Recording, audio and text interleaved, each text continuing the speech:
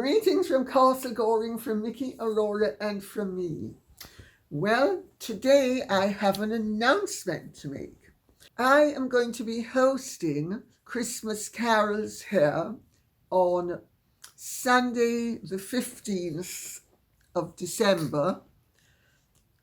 Christmas carols, mince pies, etc., from 5 to 8 o'clock on Sunday the 15th of December. And after the Christmas carols, a really wonderful young pianist called Timothy Ramsey, who has played at places like the Wigmore Hall, is going to be on our Blutner grand piano in the Aphrodite drawing room for, I suppose, about 45 minutes. So I think it's going to be fun. I hope everybody who comes is going to enjoy it.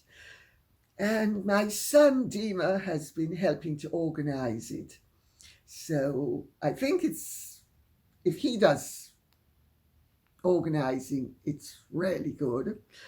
And so I'm going to ask Sean to post something now. And then anybody who's interested can go and look through the link at the castlegoring.com website. Okay? So.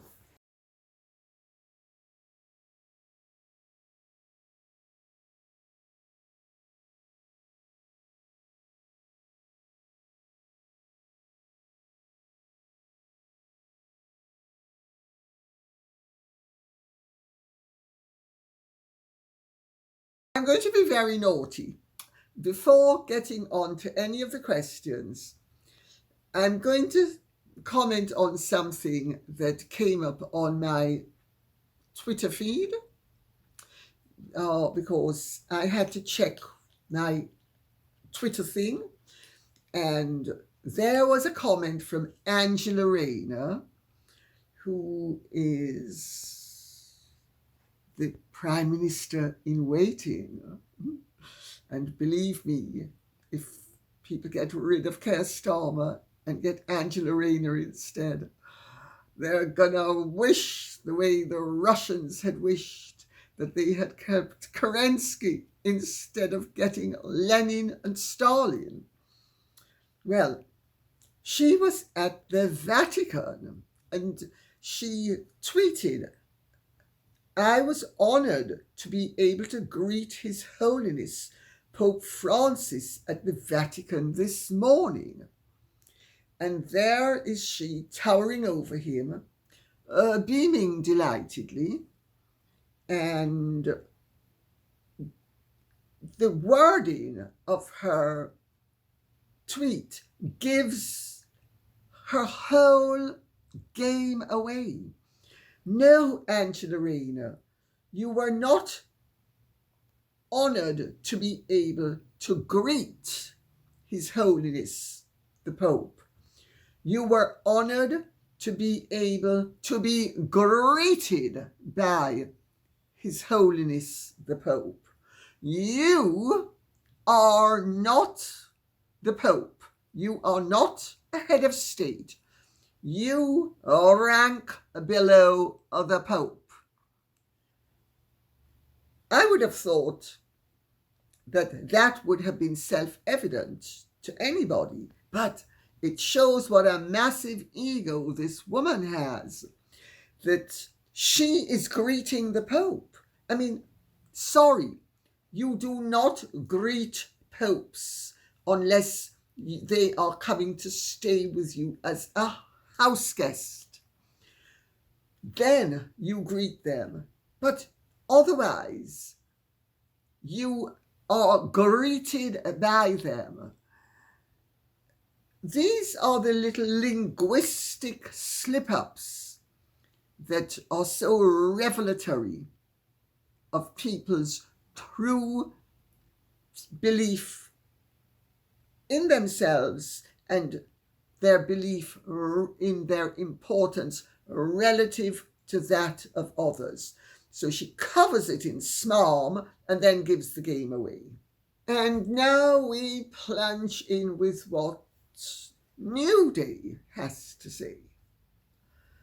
I wouldn't be surprised if the Harkles are paying their PR team to feed the press stories about King Charles's imminent passing. Sorry for laughing. As the Harkles enjoy playing mind games that pile on stress to the person the stories are about. Sorry for laughing.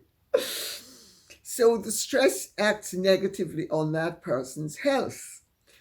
The Harkles keep in the news that King Charles, is 76 and is in declining health. They do nothing to relieve the stress, but rather magnify it. That in itself will keep in King Charles's mind the reality that every day he moves closer to his own death. Stress intensified. Evil Harkles. They know exactly what they are doing. They did it to Prince Philip, Queen Elizabeth, and Catherine. Well, yes, well, that's one way of looking at it. Certainly, their supporters have gone to great lengths to press the health button with both the king and with Catherine. And it's not only pressing the health button, it's pressing the race button, it's pressing the your life's work is being threatened by my accusations and my imputations. I mean, they did it certainly with Queen Elizabeth II. They certainly did it in the run-up to Prince Philip's death. I knew Prince Philip was dying. I knew the Queen was dying. If I knew, Harry and Meghan had to have known as well. And to callously announce that they were not going to be altering the Oprah schedule unless Prince Philip died, because there was the suspicion that Prince Philip was faking it to prevent them their moment in the sunshine. Prince Philip, who left the hospital, The Walking Dead, was faking it. I mean, we know that Meghan's an actress, and we know that she's familiar with makeup, and we know that she's familiar with the whole process of the makeup department making healthy people look as if they're dying. But did Harry seriously think that the Meghan take on things was that Prince Philip had faked his death? Had he been to make up? I mean, certainly their supporters have been piling on the pressure. But I gather that Meghan's very upset because all of their plants, PR-wise, have been backfiring in their faces and been proving to be damp squibs. For instance, the exciting polo that is, and remember, Meghan and Harry are both feminists, but the polo players, well, they've got to have them hot hot chicks that are just decorous and waiting around for the polo player to get off their pony and mount the adoring females who just look the way Meghan looks. Oh, I'm such a feminist. Oh, I just look adoringly at this wonderful man. And It's because I'm a feminist. She doesn't understand the difference between feminism and feminine wiles. Unless, of course, you regard the true feminist as those women who have always milked their advantages. I think, rather like having set up the oldest profession in the world, that's deserving of admiration and proves not femininity, but feminism. I think we need to have a little flying pig at this stage, don't you? Because the whole thing is so ridiculous. But it wouldn't surprise you. There is nothing accidental about Amit scabies leaking on behalf of Meghan and Harry through the Dutch publishers who were the inadvertent vehicles, and it nearly destroyed the career of one of the translators. Fortunately, it didn't. That King Charles and Catherine, the Princess of Wales, were the racist culprits. Let's remember that accusation has never been withdrawn. So yes, do I think that their admirers in the public relations world are somehow responsible? I do, and you notice how carefully I have put this. That's right. One's got to remain attached to one's money. Free speech says, "Hello, Lady C. I am glad you have mentioned the Queen giving permission for the marriage. I've thought about this a lot, and I think if she hadn't given permission, it would have been because Meghan was of," and she says, "bad character." I'm going to say a character she did not regard as desirable for legal reasons. So we'll substitute. The royals have seen that side of her, but the UK public hadn't. Sorry, the royals had seen that side of her, but the UK public hadn't.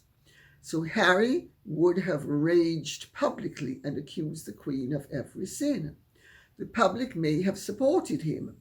We have to remember our feelings were different then towards Harry. We loved him, so the Queen was trapped. I suppose she thought that Meg's acting skills might hide her true character. I'd love to know, if no permission had been given, would they still have married privately? They could still have married. Harry would have had to give notice. They would have had to, if I remember correctly, waited out the period of notice. But they would have been able to get married.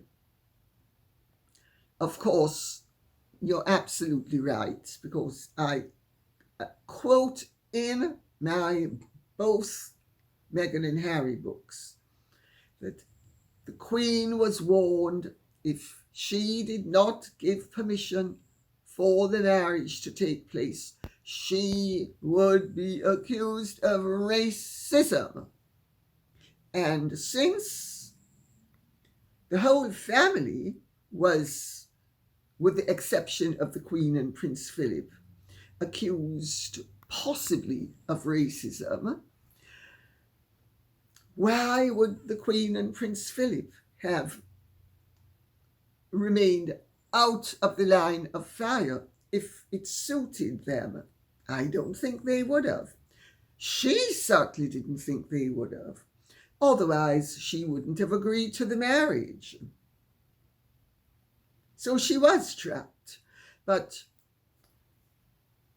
she, I mean,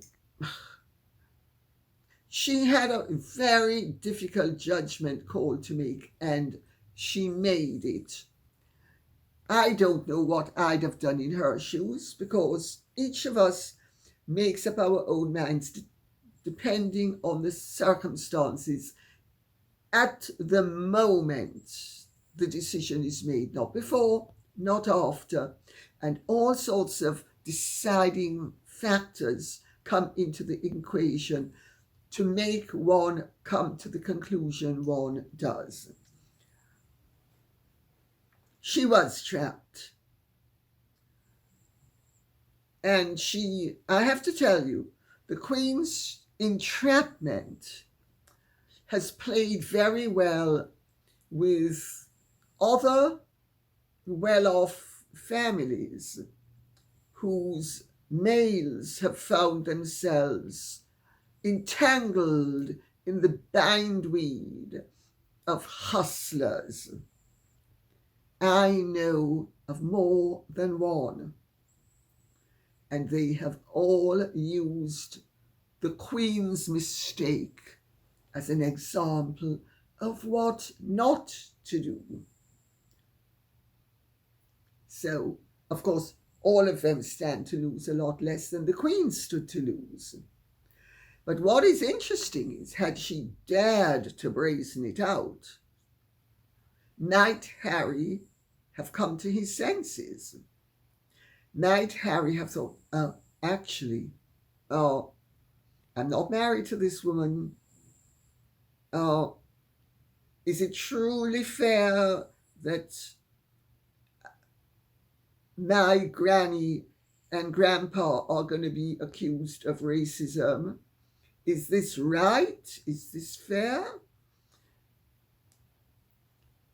He might well have said, it's not right, it's not fair, and I'm not going along with it. It might have been the jerk that made his chain seize up and made him the jerk come to his senses. The jerk got his chain jerked. Might have. Might not have. Endless speculation is pointless, really. So let's go on with what Paula Johnson has to say. It's comforting to know that Prince Philip dismissed Meghan, as this would have driven her insane. How dare anyone on this planet not honour her? Ha, ha, ha, ha. Well, Paula Johnson, well spotted. And I have said this time and again, that in my opinion, once Harry conveyed Prince Philip's attitude to Meghan, it was inevitable that there was going to be payback time, and there was.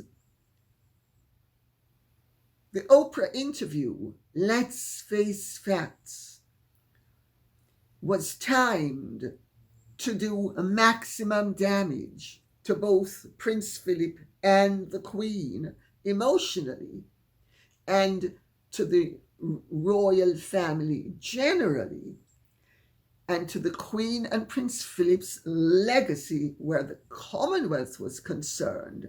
Absolutely. This they timed while Prince Philip was alive.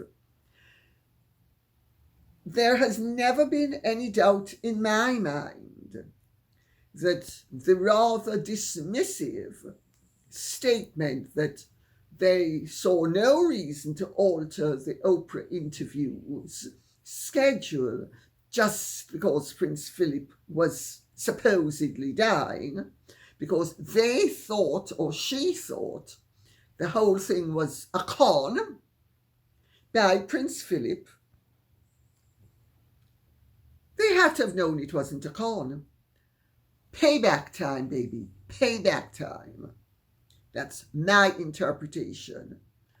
And if she doesn't like it, she'll have to lump it, because I'm entitled to my opinion. And badly as it reflects upon her, it's not defamatory. No malice intended. And her actions show that my statement has the possibility of truth. Oh dear, Rachel Zane, how does it feel to be trumped? Susan Gibbs says, Prince Philip did not suffer fools gladly. Because some were nervous of his challenges and I wasn't, I enjoyed them. I was often put next to him at lunches and dinners. He was sharp and acerbic while never losing sight of his humanity. I agree with that. He was sharp, he was acerbic, he could be cutting, but it wasn't really to inflict pain. It was to puncture balloons and get a dynamic going. I know many people who didn't want to sit beside him because, he'd say things like, how can you possibly say that? Or, I've never heard such rubbish in my life. Or, what did you say? Or, he'd just cut straight to the chase and not allow people to come out with stupidities. Well, you can imagine how often he had to bite his tongue when he was in the presence of his mother-in-law. I make that point for what it's worth. Kim Clark says, this is utterly ridiculous that those two thought that Prince Philip was 99, who was 99 years old, was faking his death. The absurdity. But did they really think it? Because they would have had to be not only incredibly dumb, when, we know Harry's not the brightest spark in the constellation, but Meghan, she's bright enough to have known, and he's bright enough to have known as well. So,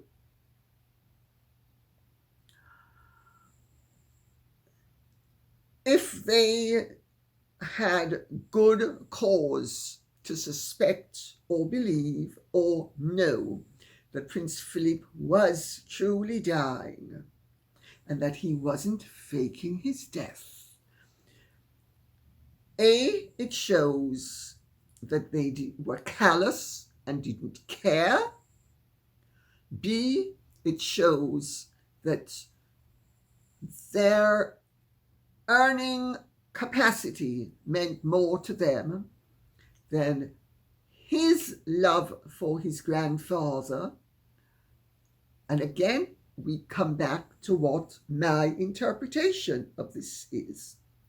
Payback time for Harry having been told by his grandfather that you step out with actresses, you don't marry them.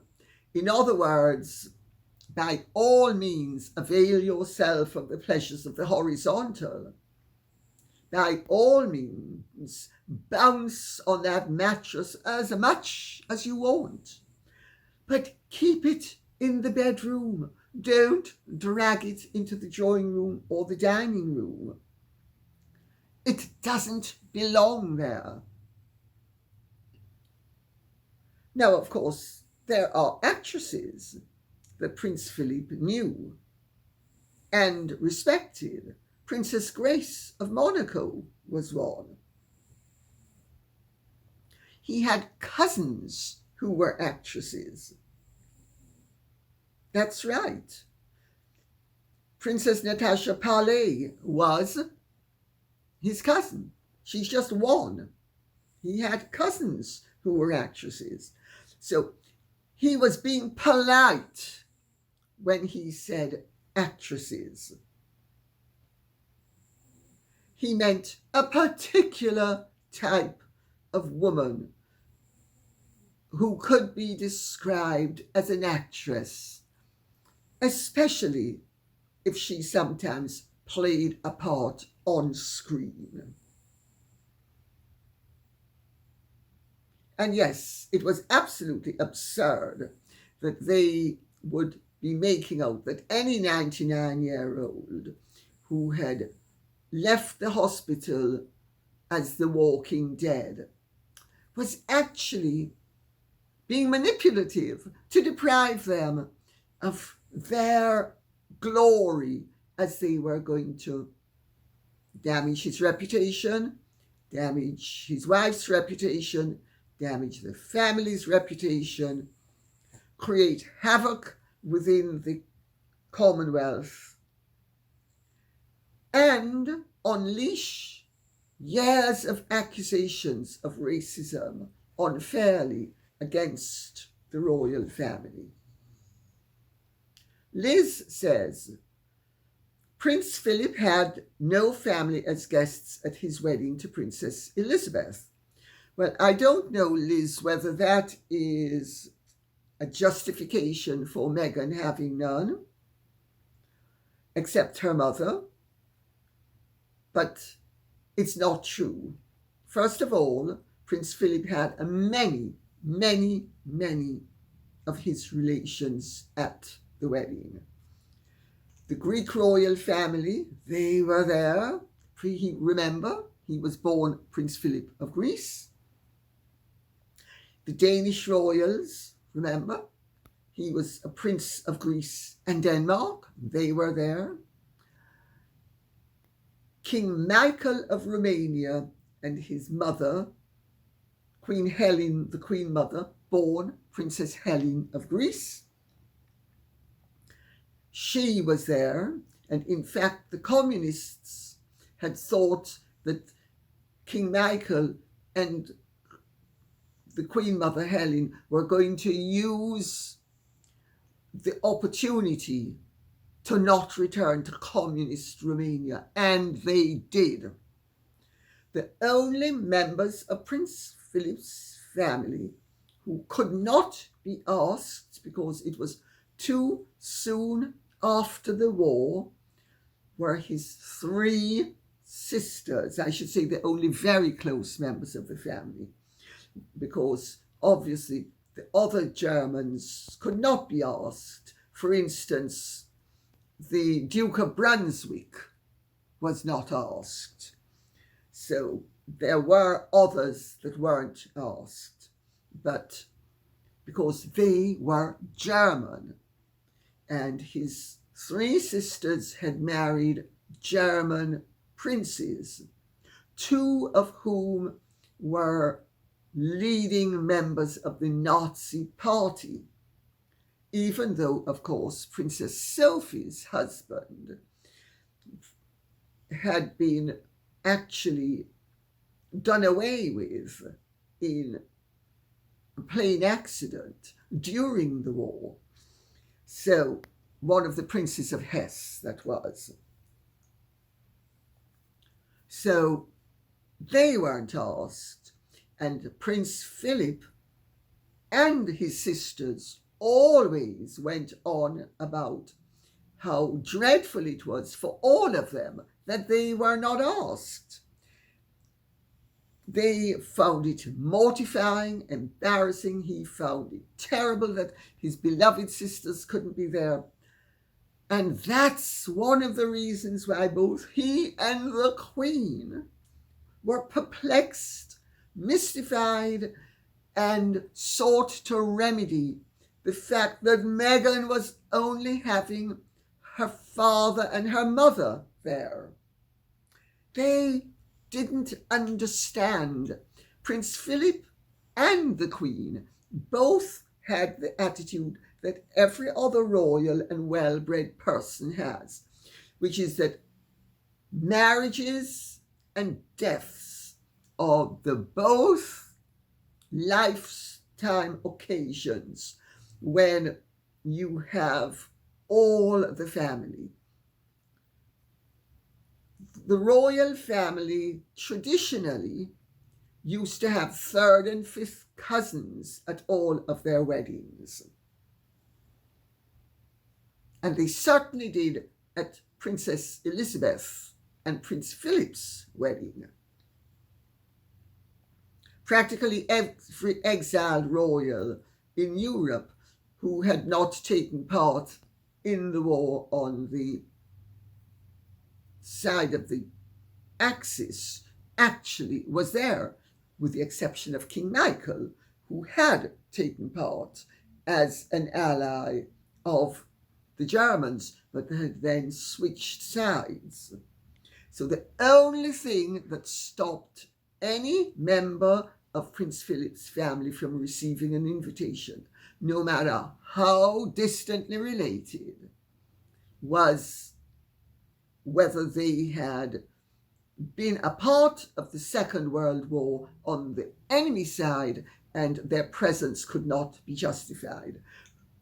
King Michael's could be justified because he had actually switched sides. So I hope that answers the question. Lisbeth Garrow says, Harry doesn't realise that the king cannot interfere with the courts. If he still has no proof, like the last time, he will lose again. He would do tremendous damage to the royal family by being half in and half out and marching all sorts of stuff. Also, Harry used to run around kicking the security guards as hard as he could, then saying they could do nothing about it. He was a prince. Diana thought this was hilarious and never punished him for it. Well,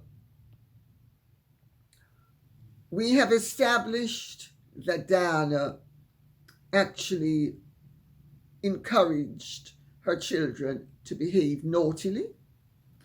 As she used to tell them, it doesn't matter what you do, just make sure you don't get found out. She spoiled them. She used them to an extent as comfort blankets for herself. I think she had genuinely maternal motives in some ways, and in other ways, because she had been very spoilt and indulged. So she actually regarded spoiling them and indulging them and lack of discipline as a very good thing.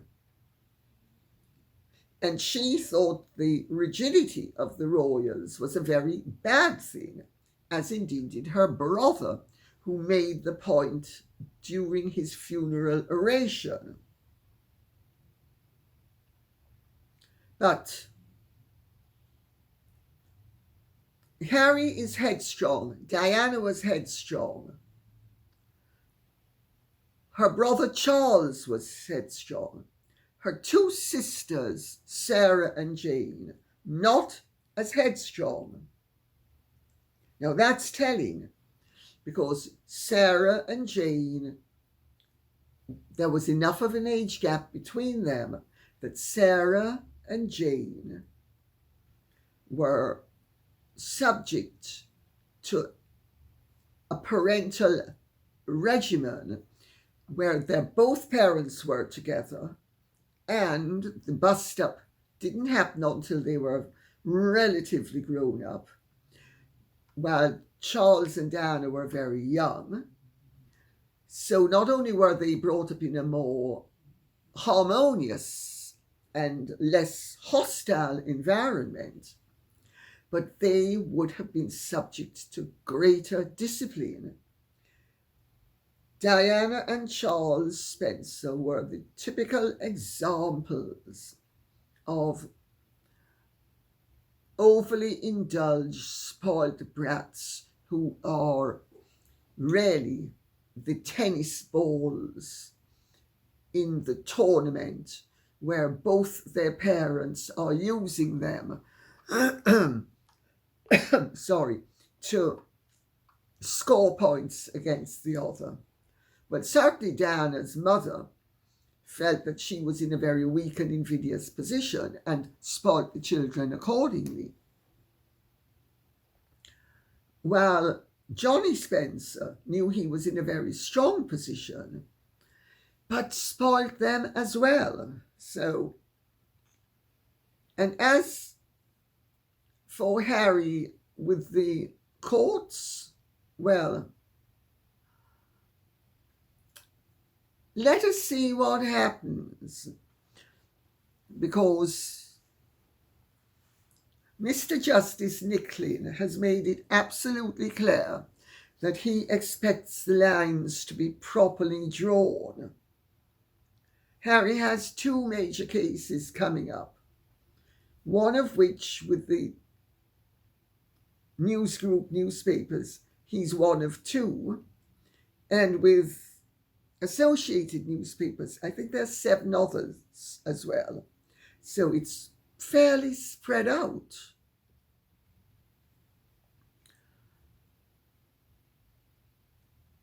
They have been fishing for proof. They have been trying to prove that Associated Newspapers deceived the Leveson inquiry, which would effectively destroy Associated Newspapers.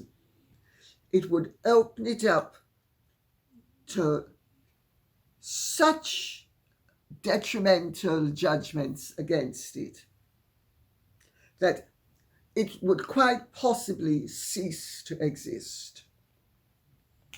So you have the two centrist, center-right newspaper companies, the two most important that are not left-wing,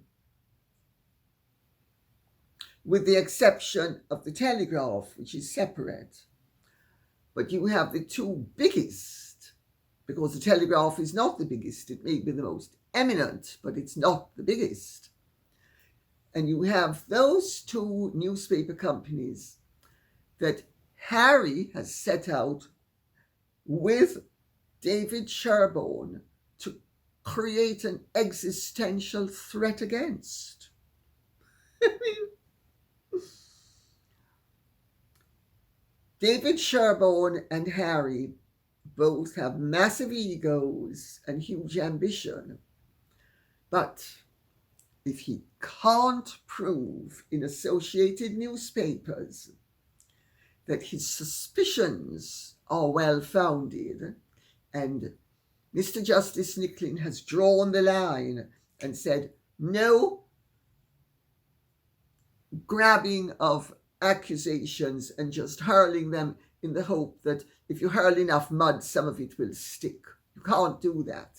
He's told David Sherborne that. He told him in no no unmistakable way, in plain language, he said it. So let's see what happens with Harry.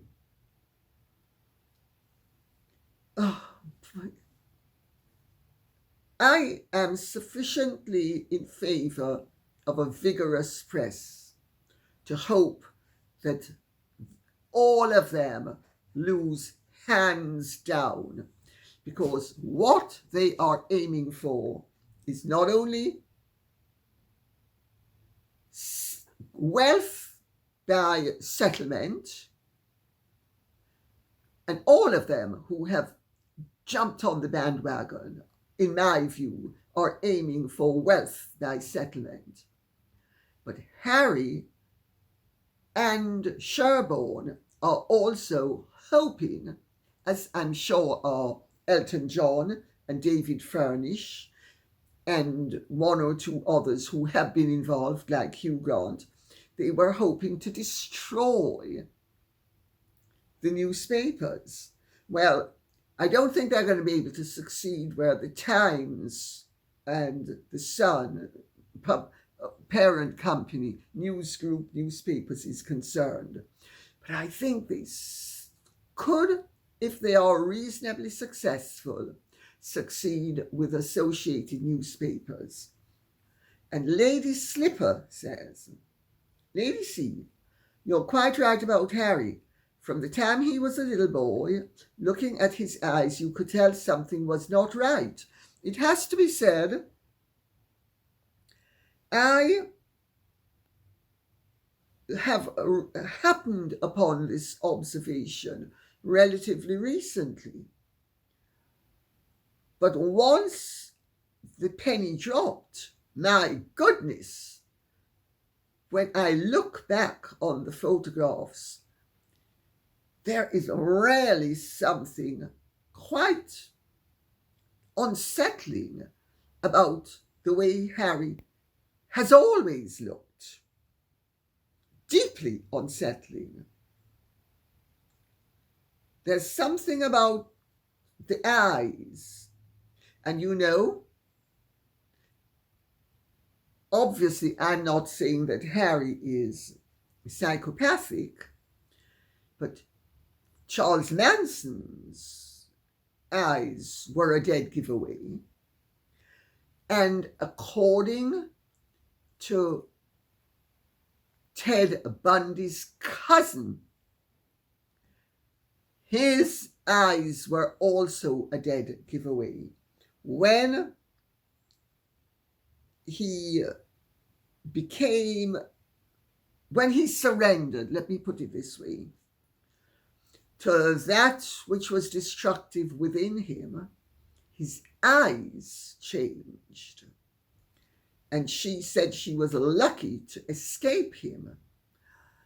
And there was another case where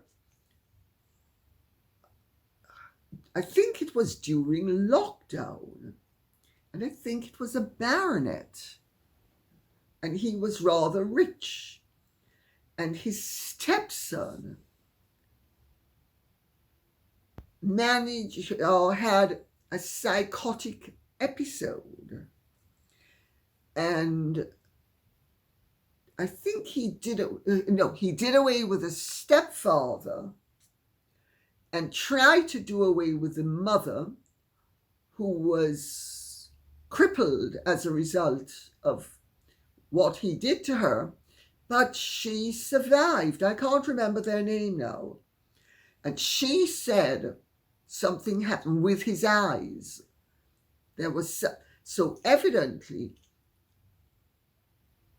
I've never seen it that I'm aware of, but there is evidently, when something clicks with people in a particularly negative way, the eyes are the dead giveaway.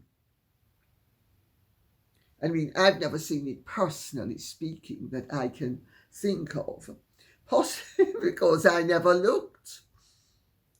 I was too busy, certainly with my mother and my ex-husband, not looking to see what was going on. Sorry for making light of it, but it's absolutely true. Rose Hedge says, Lady C, recently a post-election video of Kamala Harris went viral. Many of the comments imply that she is under the influence of something. She is hard to follow because she speaks in vague circles, but this video does seem stranger than usual. You have an eagle eye, and I wonder what you make from her demeanor. And she posted the link, and I looked at it.